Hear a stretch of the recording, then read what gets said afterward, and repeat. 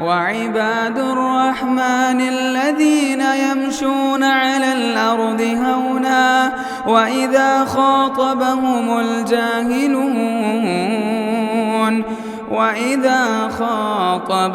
الجاهلون قالوا سلاما. الحمد لله رب العالمين، والصلاة والسلام على أشرف الأنبياء والمرسلين وعلى آله وأصحابه أجمعين وعلى من تبعهم بإحسان إلى يوم الدين. أعوذ بالله من الشيطان الرجيم. بسم الله الرحمن الرحيم. ألم نشرح لك صدرك ووضعنا عنك وزرك الذي أنقض ظهرك ورفعنا لك ذكرك فإن مع العسر يسرا إن مع العسر يسرا فإذا فرغت فانصب وإلى ربك فارغب. آج انشاءاللہ ہماری تفسیر ہوگی سورۃ الشرح. چھوٹی سورت ہے، صرف 8 آیتیں ہیں اس میں. اکثر لوگوں کو یاد بھی ہے سورۃ الشرح. سب سے پہلی جو بات ہے کہ اس سے پہلے سورۃ الضحیٰ ہے، اس کے بعد سورۃ الشرح. بعض مفسرین کا کہنا ہے کہ دونوں سورت ایک ہی سورت ہے، دونوں سورت ایک ہی سورت ہے. جیسا کہ عمر بن عبدالعزیز رحم اللہ فرماتی ہیں کہ سورہ ضحیٰ اور سورہ شرح دونوں سورت ایک ہی سورت ہے. کیا مطلب ہے؟ اگر آپ پڑھتی ہیں کہ وَأَمَّا بِنِعْمَةِ رَبِّكَ فَحَدِّثْ أَلَمْ نَشْرَحْ لَكَ صَدْرَكَ، یعنی کہ دونوں کے درمیان بسم اللہ نہیں پڑھتے، یعنی کہ دونوں سورت کو ایک ہی سمجھتے تھے. کیوں؟ کیونکہ دونوں کا ٹاپک ایک ہی ہے، وہ یہ ہے کہ نبی کے بارے میں ہے. سورہ ضحیٰ میں بھی آپ صلی اللہ علیہ وسلم کے بارے میں بھی ہے، آپ صلی اللہ علیہ وسلم کے بارے میں ہے. سورہ شرح میں بھی آپ صلی اللہ علیہ وسلم کے بارے میں ہے. اسی وجہ سے بعض مفسرین نے کہا کہ دونوں سورت ایک ہی سورت ہے، یعنی کہ بیچ میں بسم اللہ بھی نہیں پڑھیں گے. لیکن صحیح بات یہ ہے کہ دونوں الگ الگ سورت ہیں. سورہ ضحیٰ ہے، پھر بسم اللہ پڑھیں گے، پھر سورۃ الشرح پڑھیں گے. سورہ ضحیٰ میں آپ صلی اللہ علیہ وسلم کی ظاہری نعمت کا ذکر ہے. ہمارے نبی یتیم تھے، اللہ نے پناہ دی. ہمارے نبی کے پاس مال نہیں تھا، اللہ نے مال دیا. ظاہری نعمت کا ذکر ہے کس میں؟ سورہ ضحیٰ میں. سورہ شرح میں ہمارے نبی کی باطنی جو نعمت ہے، اندر جو نعمت اللہ نے دی تھی، اس کا ذکر ہے. دیکھیے سب سے پہلے الم نشرح لک صدرک، اے نبی کیا ہم نے نہیں کھولا تمہارے لیے تمہارے سینوں کو؟ اس کا 2 تفسیر ہے. ایک، جبرائیل السلام آتے ہیں سیدھا، صحیح مسلم کی حدیث ہے، جبرائیل السلام ہمارے نبی کے پاس آتے ہیں. آپ سب ہم چھوٹے تھے، 4 سال کے تھے، بچوں کے ساتھ کھیل رہے تھے.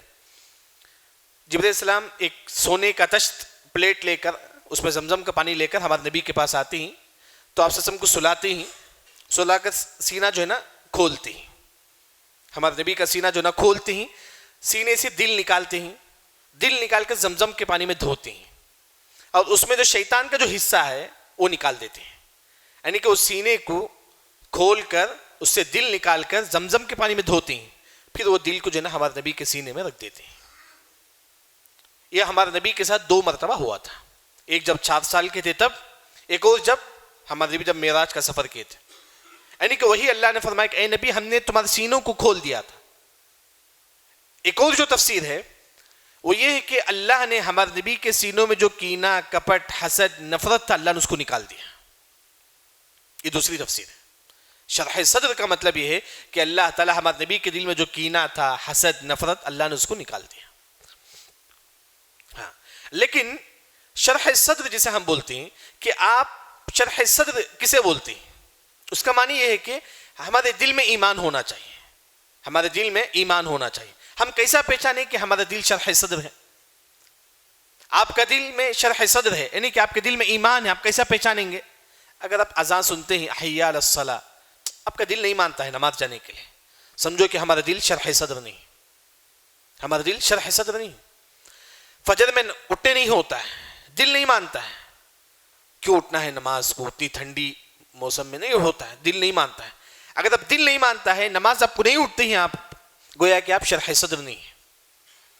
جیب سے صدقہ کے لیے پیسہ نہیں نکلتا ہے، کیوں دینا ہے پیسہ؟ دل نہیں مانتا ہے. تو گویا کہ آپ کے دل میں شرح صدر نہیں ہے، آپ کے دل میں ایمان نہیں ہے. آپ کا دل شرح صدر ہے، کیسا پہچانیں گے؟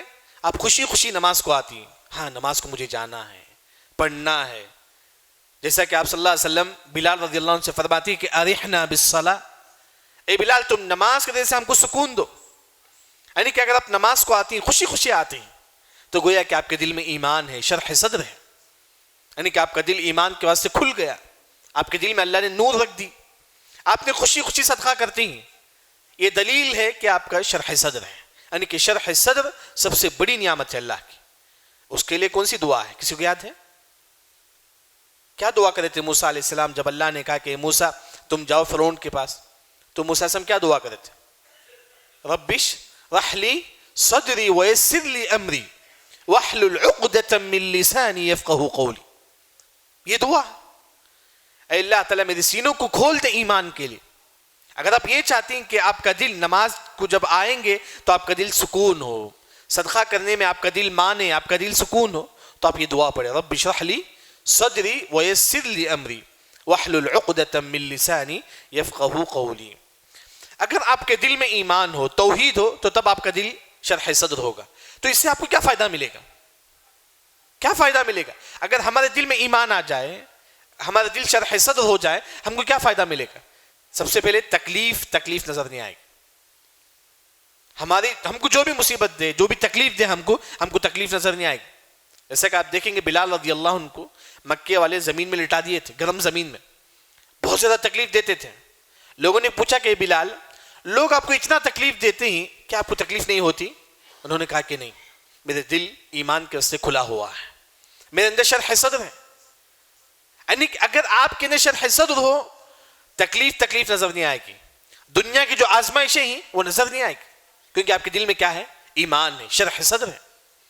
اس وجہ سے امام ابن تیمیہ رحمہ اللہ کو جب مارا گیا، ان کو تکلیف دیا گیا، انہوں نے کہا کہ مجھے کوئی تکلیف نہیں ہوتی ہے. لوگوں نے پوچھا کہ کیوں آپ کو تکلیف نہیں ہوتی ہے؟ انہوں نے کہا کہ ان فی صدری جنہ، میرے سینے میں کیا ہے؟ جنت ہے، ایمان ہے. شرح صدر کا مطلب آپ کے دل میں ایمان ہونا چاہیے، توحید ہونا چاہیے. اگر آپ کے دل میں ایمان ہو، توحید ہو، تو گویا کہ جنا آپ شرح صدر ہیں.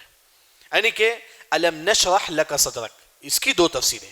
ایک، اللہ نے صحیح معنوں میں ہمارے نبی کا سینہ پھاڑ کر اس کے دل، ہمارے نبی کے دل میں جو دل تھا وہ دل نکال کر جو نا دھو کر پھر دوبارہ اللہ تعالیٰ رکھ دیے تھے. جبرائیل علیہ السلام اس طرح کیے تھے. ایک اور، ہمارے نبی کے دل میں جو کینہ کپٹ حسد تھا، اللہ نے اس کو نکال دیا. اور شرح صدر کے لیے یہ ہے کہ انسان جو ہے نا نماز کے لیے خوشی خوشی آئے، خوشی خوشی صدقہ و خیرات کرے، تو دلیل ہے کہ آپ کے اندر ایمان ہے. اس کے لیے یہ کون سا ہے؟ رب اشرح لی صدری ویسر لی امری. بعض علماء نے اسی آیت سے اوپن ہارٹ سرجری سے استدلال کرتے، جیسے کہ آج اوپن ہارٹ سرجری جو ہوتا ہے وہ کہاں سے وہ لوگ لیتے؟ اسی آیت سے. ہمارے نبی کا ہوا تھا، جب ہمارے نبی کی سے دل نکالے تھے جبرائیل علیہ السلام اللہ کے حکم سے، اوپن ہارٹ سرجری تھا. تو اسی آیت سے جو ہے نا جو ڈاکٹر جو ہے نا علماء جو ہے نا استدلال کرتے ہیں. وَوَضَعْنَا عَنْكَ وِزْرَكَ الَّذِي أَنْقَضَ ظَهْرَكَ، اے نبی ہم تمہارے گناہوں کو معاف کر دیا جو تمہارے اوپر بوجھ تھا. یعنی کہ اس آیت کی جو تفسیر مفسرین نے کہا کہ لِيَغْفِرَ لَكَ اللَّهُ مَا تَقَدَّمَ مِن ذَنْبِكَ وَمَا تَأَخَّرَ، ہمارے نبی کے اگلے اور پچھلے تمام گناہوں کو اللہ نے معاف کر دیا. کیا آپ سسم گناہ کیے؟ نہیں، ہمارے نبی گناہ نہیں کیے، لیکن پھر بھی انعام کے طور پر اللہ نے کہا کہ اے نبی ہم نے تمہارے تمام گناہوں کو معاف کر دیا. بڑے گناہ تو نہیں، بڑے سے بڑے گناہ، لیکن کبھی کبھی جیسا کہ ایک مرتبہ ہمارے نبی صلی اللہ علیہ وسلم جو نا شہد کو اپنے اوپر حرام کر لیے تھے. یعنی کہ اس طرح چھوٹے چھوٹے جو ہوئے تھے، اللہ نے جو نا کہا کہ ہم نے تمہارے اگلے اور پچھلے تمام گناہوں کو ہم نے معاف کر دیا. جیسا کہ آدم علیہ السلام درخت کے پتے کھا لیے تھے. یعنی کہ انبیاء جو نا بڑے بڑے گناہ نہیں ہوتی، انبیاء سے چھوٹے چھوٹے کبھی کبھی ہوتے ہیں، اللہ تعالیٰ اس کو بھی معاف کر دیتے ہیں. جیسے کہ آپ دیکھیں گے سورہ تحریم میں ہمارے نبی صلی اللہ علیہ وسلم اپنے اوپر شہد کو حرام کر لیے تھے، اللہ نے فوری کہا کہ واللہ غفور رحیم، اللہ نے معاف کر دیا. یعنی کہ چھوٹے چھوٹے جو ہوئے تھے اللہ نے کہا کہ اے نبی ہم نے تمہارے تمام گناہوں کو معاف کر دیا، اگلے اور پچھلے تمام گناہوں کو معاف کر دیا. ایک اور جو تفسیر ہے وَوَضَعْنَا عَنْكَ وِزْرَكَ الَّذِي أَنْقَضَ ظَهْرَكَ، وزر کا مطلب بوجھ. یعنی کہ ہمارے نبی کو ہمیشہ ٹینشن ہوتا تھا یہ کافر کیوں اسلام نہیں لاتے تھے. ہمیشہ آپ صلی اللہ علیہ وسلم دین کی کیا دعوت دیتے تھے، اگر کوئی اسلام نہیں لاتا تو ہمارے نبی کو بہت زیادہ ٹینشن ہوتا، کیوں وہ اسلام نہیں لاتا ہے، کیوں وہ ایمان کی طرف نہیں آتا ہے، کیوں وہ نمازی نہیں بنتا ہے. یعنی کہ ہمارے نبی ہمیشہ اتنا ٹینشن میں ہوتے تھے. اللہ نے کہا کہ اے نبی ہم یہ جو ٹینشن ہے تمہارے اندر ہم وہ بھی نکال دیں گے. وَوَضَعْنَا عَنْكَ وِزْرَكَ, یہ جو بوجھ ہے لوگوں کا ہم وہ بھی جو ہے نا ہم تمہارے دل سے نکال دیں گے. لیکن ایک اور جو تفسیر ہے وہ یہ ہے کہ ہم 2 رکعت نماز پڑھتے ہیں, اس کے بعد ہم لوگ بیٹھ جاتے ہیں, پڑھنے نہیں ہوتا ہے, ہم آدھا پارا قرآن پڑھتے ہیں, پھر اس کے بعد بند کر کے رکھ دیتے ہیں ہم لوگ. دل نہیں مانتا ہے, کیوں؟ ہمارے گناہوں کی وجہ سے. ہم 2 رکعت نماز پڑھے, 4 رکعت پڑھے, اس کے بعد نہیں ہوتا, بیٹھ جاتے ہیں ہم لوگ. کیوں؟ ہم کس نے بیٹھایا؟ ہمارے گناہ نے. اہل علم نے کہا کہ گناہ کی وجہ سے انسان نیکیوں سے محروم ہو جاتا ہے. ہم 4-5 رکعتیں پڑھتے ہیں, آدھا پارا پڑھتے ہیں, اس کے بعد قرآن بند کر کے چھوڑ دیتے ہیں. نہیں ہوتا ہے ہم کو مسلسل پڑھنے کے لیے, تھکن ہوتی ہے عبادت کرنے کے لیے. لیکن اللہ تعالیٰ ہمارے نبی کو جو تھکن ہو سکتی ہے عبادت کے لیے, وہ تھکن بھی اللہ تعالیٰ نکال دیتی. یعنی کہ ہمارے نبی پوری رات میں تہجد میں گزارتی, ہم لوگ پڑھ سکتے نہیں ہوتا ہے ہمارے پاس. ہم 2 رکعت پڑھے پھر بیٹھ گئے, نہیں ہوتا ہے. گناہوں کا بوجھ اتنا ہے کہ ہم عبادت نہیں کر پاتے ہیں. لیکن اللہ نے ہمارے نبی کے پاس جو تھکن ہو سکتی تھی عبادت کا, اللہ نے اس کو بھی نکال دیا. ہمارے نبی بہت زیادہ نمازیں پڑھتے تھے, بہت زیادہ استغفر اللہ کرتے تھے, بہت زیادہ تہجدیں کا اہتمام کرتے تھے. پھر اس کے بعد الذی انقض ظہرک, یعنی کہ یہاں اللہ تعالیٰ جو ہے نا ذکر کرتی ہے کہ ہمارا گناہ کس طرح ہے. انقض بولتے ہیں جانور ہے, جانور کے اوپر اگر آپ موٹا رکھیں گے, کپڑا رکھیں گے, تو جانور جب چلے گا اس سے لیٹ آواز آئے گی, اس کے سامان سے پیٹھ سے تھوڑی آواز آتی ہے, اسے بولتی کہ انقض. یا تو گھر جو ہوتا ہے, اس کا گھر ہوتا ہے, سمجھو کہ کھپریل کا گھر ہے, جب کبھی کبھی کیا ہوتا ہے کہ زیادہ وزن ہونے کی وجہ سے باریک سے آواز آتی ہے, کھپریل سے زیادہ وزن ہونے کی وجہ سے. انقض یعنی کہ اس طرح جب انسان گناہ گار ہوتا ہے, پیٹ میں کچھ نہیں ہے لیکن اسے وزنی فیل ہوتا ہے, یعنی کہ کچھ ہے, اسے عبادت کرنے نہیں چھوڑتا ہے. وہ جو بوجھ تھا ہمیں گناہ کرنے کی وجہ سے, آپ دیکھیے انسان گناہ کے بعد عبادت نہیں کر پاتا, اسے دل نہیں مانتا ہے, وہ بوجھ رہتا ہے. اللہ نے فرمایا کہ ایسا بوجھ ہے گناہ کا گویا کہ ہمارے پیٹ میں کوئی رکھ دیا ہے کوئی چیز. الذی انقض ظہرک, یعنی کہ ہمارے نبی کے اوپر جو بوجھ تھا اللہ نے تمام کو ہٹا دیا. اس وجہ سے ہمارے نبی سکون سے کیا کرتے تھے, نماز کا اہتمام کرتے تھے. اس کے بعد اللہ نے کہا کہ وَرَفَعْنَا لَكَ ذِكْرَكَ, اے نبی ہم تمہارا ذکر بلند کریں گے, ہمیشہ ہمیشہ بلند کریں گے. کیا مطلب ہے؟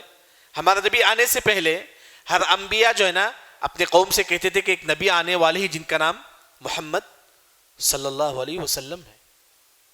یعنی کہ ہر نبی اپنے قوم سے بولتے تھے کہ ایک نبی آنے والا ہے. یعنی کہ ہمارے نبی کا مقام اللہ نے بلند رکھا.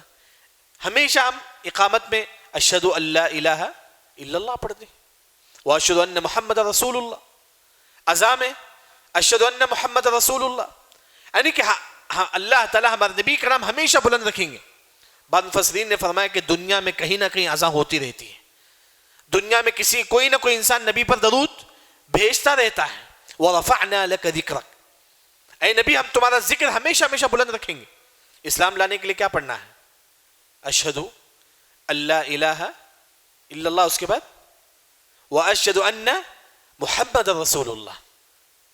دو بھی اسلام میں داخل ہو, وہاں بھی کس کا نام آتا ہے؟ محمد صلی اللہ علیہ وسلم کا. یعنی کہ ہر ایک کے دل میں اللہ نے نبی کی محبت کو رکھ دیا ہے, فطری طور پر ہے. فطری طور پر ہر انسان کے اندر اتنی محبت ہے, بچوں سے ماں باپ سے بڑھ کر ہمارے دلوں میں کس کی محبت ہے؟ ہمارے نبی کی محبت ہے. یہ کس نے رکھا؟ اللہ نے. وَرَفَعْنَا لَكَ ذِكْرَكَ, اللہ نے نبی کا ذکر ہمیشہ ہمیشہ بلند رکھیں گے. اتحیاتوں میں ہم کیا پڑھتے ہیں؟ اشہدو ان لا الہ الا اللہ واشہد التحیات للہ والصلوات والطیبات والسلام علیک ایھا النبی ورحمۃ اللہ السلام علینا وعلی عباد اللہ الصالحین اشہدو ان لا الہ. اتحیاتوں میں بھی نبی کا نام آتا ہے. یعنی کہ وَرَفَعْنَا لَكَ ذِكْرَكَ, اے نبی ہم تمہارا ذکر ہمیشہ ہمیشہ بلند رکھیں گے. اتنا بلند حسان بن ثابت رضی اللہ عنہ فرماتے ہیں فَذُو الْعَرْشِ مَحْمُودٌ وَهَذَا مُحَمَّد. اللہ تعالیٰ اپنے نام کے ساتھ نبی کا نام رکھ دیا. اب اللہ کا نام کیا ہے؟ محمود ہے. نبی کا نام کیا ہے؟ محمد ہے. محمود ہی سے نکلا ہوا ہے محمد. جیسا کہ بولتا ہیں کہ یہ پانی ہے, یہ پانی ہم گلاس میں ڈالتا ہوں, یہ گلاس کا پانی کس کا ہے؟ باٹل کا ہے. یعنی کہ اللہ کا نام کیا ہے؟ محمود ہے, اسی سے نکلا ہوا ہے کیا ہے؟ محمد ہے. یعنی کہ اللہ نے اپنے نام کے ساتھ کس کو نام کو جوڑ لیا؟ نبی کا نام کو. یعنی کہ اللہ تعالیٰ نبی کا ذکر ہمیشہ ہمیشہ کیا کریں گے؟ بلند کریں گے. اس کے بعد اللہ نے کہا کہ فَإِنَّ مَعَ الْعُسْرِ يُسْرًا وَإِنَّ مَعَ الْعُسْرِ يُسْرًا. إِنَّ مَعَ الْعُسْرِ يُسْرًا. آسان ترجمہ مع کا مطلب یہاں بعد, ہر مشکل کے بعد آسانی ہے. پھر اللہ نے فرمایا کہ ہر مشکل کے بعد آسانی ہے. آج آپ غریب ہی، انشاءاللہ ایک نہ ایک دن اللہ تعالیٰ آپ کو مالدار بنائے گا. ہر مشکل کے بعد آسانی ہے. آج آپ بیمار ہی، ایک دن اللہ تعالیٰ آپ کو صحت مند دے گا، صحت دے گا انشاءاللہ. فَإِنَّ مَعَ الْعُسْرِ يُسْرًا. جب ہم آیت پڑھے تو دل و دماغ میں بات ہونی چاہیے، آج میں غریب ہوں، اللہ مجھے مالدار بنائے گا. آج میرے پاس پیسہ نہیں ہے، اللہ مجھے دے گا ایک نہ ایک دن پیسہ. صحت نہیں ہے، اللہ مجھے دے گا. فَإِنَّ مَعَ الْعُسْرِ يُسْرًا. ہر مشکل کے بعد آسانی ہے. یہاں آپ دیکھیے غزہ کا جو مسئلہ ہے، کتنے دن سے چل رہا غزہ کا جو مسئلہ، کیا آسانی آئے گی؟ ضرور آئے گی، ضرور آئے گی آسانی. آج جو غزہ جیسا ہے، قیامت کے قریب ایسا ہو جائے گا جس طرح آپ دبئی جاتے ہیں، لوگ وہاں پھرنے کے لیے جاتے ہیں، وہاں آسانی سے لوگ سفر کرتے ہیں، اس طرح غزہ میں بھی لوگ جو نا آسانی سے سفر کریں گے. ابو داؤد کی جو روایت ہے، عمران بیت المقدس، قیامت کے قریب لوگ بیت المقدس جائیں گے، فلسطین جائیں گے، خوشی خوشی جائیں گے، سفر کے لیے جائیں گے، وہاں جا کے زمینیں خریدیں گے، وہاں بہت زیادہ بزنس ہوگا، وہاں لوگ بڑے آسانی کے ساتھ سفر کریں گے قیامت کے قریب. آج جیسا ماحول ہے، اللہ نے کیا کر دے گا اسے، ایک نہ ایک دن اللہ تعالیٰ آسانی لائیں گے، ایک نہ ایک دن اللہ تعالیٰ آسانی لائیں گے. اسی طرح آپ دیکھیں گے نماز کھڑے ہو کر نہیں پڑھ سکتے، اللہ نے آسانی کیا کر دیا، بیٹھ کر پڑھو. نہیں ہو سکتا تو بیٹھ کر پڑھو. اگر آپ کو روزہ نہیں رکھنے ہوتا ہے تو اللہ نے کیا کر دیا، قضا کرو. یعنی کہ ہر چیز میں آسانی ہے. وہی اللہ نے فرمایا کہ فَإِنَّ مَعَ الْعُسْرِ يُسْرًا. آپ کتنی بڑی تکلیف میں ہو، یہ سمجھو کہ ایک نہ ایک دن آسانی آنے والی ہے. اس کے بعد اللہ نے کہا کہ فَإِذَا فَرَغْتَ فَانْصَبْ. فَإِذَا جب فرغت، جب آپ فارغ ہو جائیں. ہم کس سے فارغ ہوئے ابھی؟ نماز سے. اب ہم نماز سے فارغ ہو گئے تو فَانْصَبْ، ہم کو کیا کرنا ہے؟ اب اللہ کا ذکر کرنا ہے. جب آپ نماز سے فارغ ہو جائے تو آپ کو کیا کرنا ہے؟ فَانْصَبْ، نماز کے بعد کا ذکر آپ کو کرنا ہے. دوسری تفسیر فَإِذَا فَرَغْتَ، جب آپ فرض نماز پڑھ لے تو آپ کو کون سی نماز پڑھنا ہے؟ فَانْصَبْ، نفل نماز پڑھنا ہے آپ کو. تیسری تفسیر فَإِذَا فَرَغْتَ، جب آپ دنیا کے کام سے آپ مکمل ہو جائے. انسان صبح سے شام تک بزنس کرتا ہے، چلیے بزنس کرتا ہے، فَانْصَبْ، اب شام میں آ کے کیا کرے، وہ اللہ کا ذکر کرے، تہجد پڑھے رات میں. یعنی کہ ہماری جو زندگی جو گزرتی ہے صبح شام بزنس میں، کام میں، فَانْصَبْ، ہم کیا کرتی ہیں، کام سے آ کے تھک کے سو جاتی. اللہ نے کہا کہ فَانْصَبْ، یہاں کھڑے ہو جاؤ، اللہ کے لیے ذکر کے لیے کھڑے ہو جاؤ. فَإِذَا فَرَغْتَ، جب آپ اللہ کی عبادت مکمل کریں، یعنی کہ آپ اللہ کا حق ادا کر دیے، نماز روزہ زکوٰۃ حج، فَانْصَبْ، آپ کس کے حق ادا کرو؟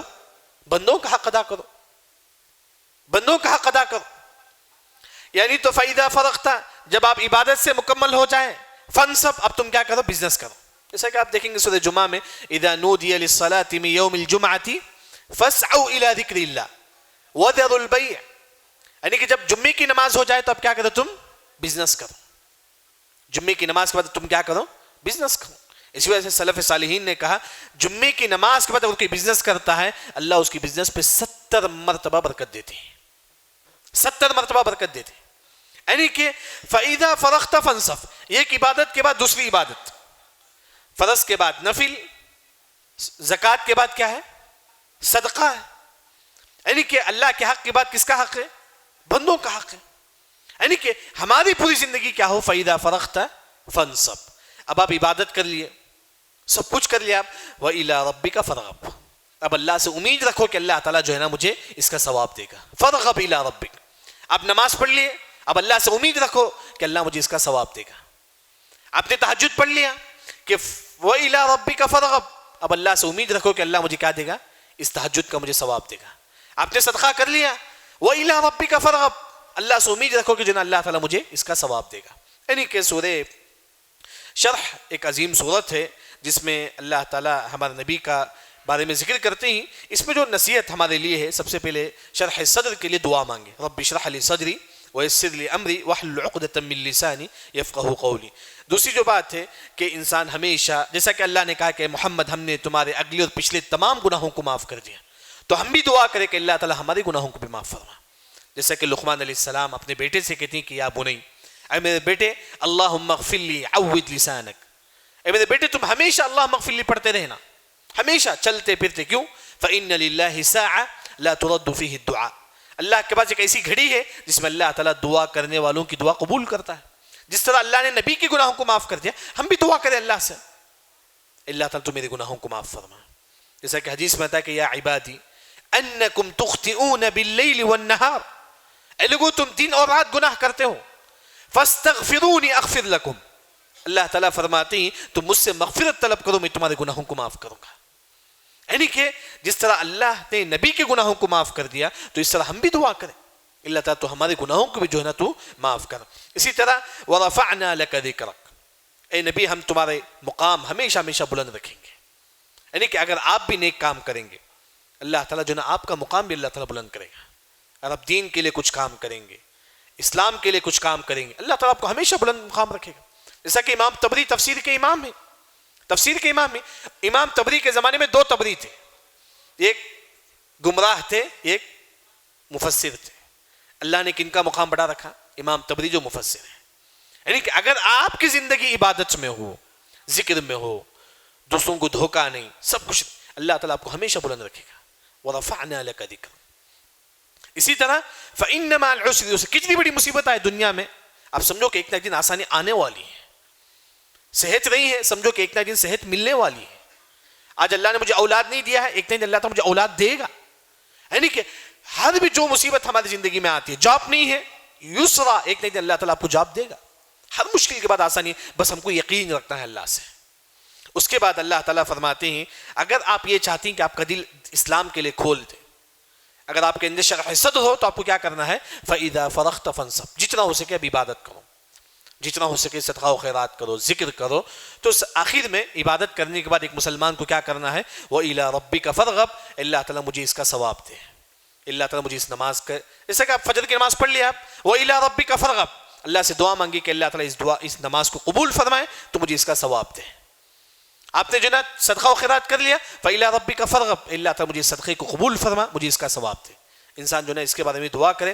اللہ رب العزت سے دعا ہے کہ اللہ تعالیٰ ہم تمام کو صحیح دین سمجھ کر عمل کرنے کی توفیق عطا فرما. سبحانک اللہم بحمدک, اشہد ان لا الہ الا انت, استغفرک واتوب الیک. مسجد عباد الرحمن کے پلیٹ فارم سے ہونے والی دعوت و تبلیغ کے مشن کو آگے بڑھانے میں ہمارا بھرپور ساتھ دیں. علم و عمل سے ناطہ جوڑنے کے لیے اہل علم سے جڑیں. مسجد عباد الرحمن کے یوٹیوب چینل کو سبسکرائب کریں اور آگے شیئر کرنا ہرگز نہ بھولیں. فجزاکم اللہ